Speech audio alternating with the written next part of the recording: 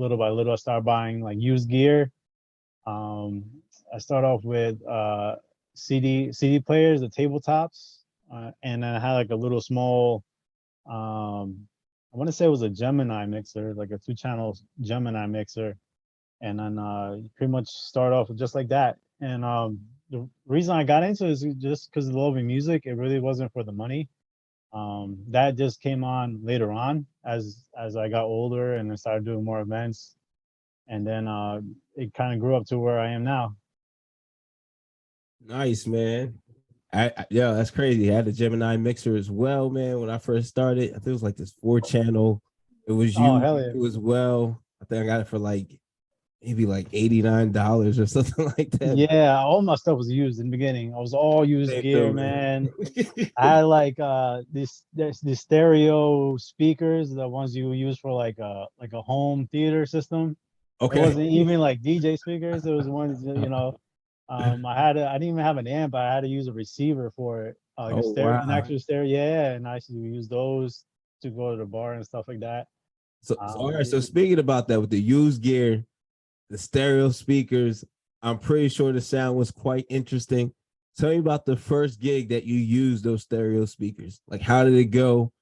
Tell me everything about it, if you can First gig. remember. Let me see.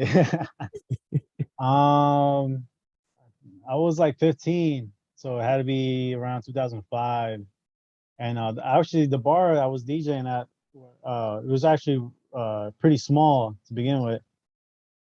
So the speakers actually did pretty well. It wasn't too bad, but eventually, I was like blowing the drivers on them. So I constantly, like every like 3 4 weeks, I had to go get new drivers Wow. and like fix the drivers eventually because I didn't know, I don't know how to do the volume. I didn't know how like the levels worked. I didn't know, how you could blow your speakers or how you bring down the music. At that time, all I wanted was like especially the owners would be like, oh, just bring it up, bring it up, bring it up. That's the way No, they bring up the volume, bring up the volume. And then I would just bring it up, not knowing I was messing up the speakers. Eventually, goddamn. you learn that eventually, but nobody tells you that stuff.